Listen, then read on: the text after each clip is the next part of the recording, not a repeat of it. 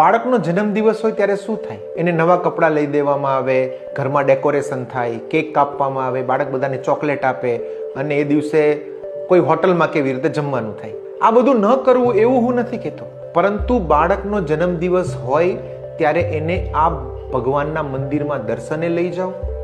બીજું, એ બાળક જરૂરતમંદને એટલે કે અનાથાશ્રમમાં, ગૌશાળામાં કે વૃદ્ધાશ્રમમાં કોઈને મદદ કરે એવું આયોજન કરો.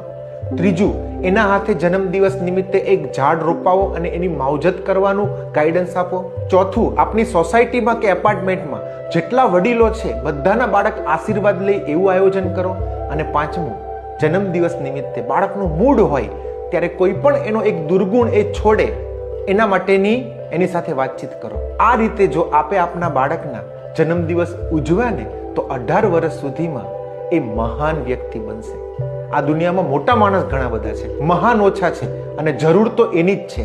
જે બાળકનો જન્મદિવસ તમારા ગ્રુપમાં આવતો હોય એના માતા પિતાને આ વિડીયો શેર કરજો.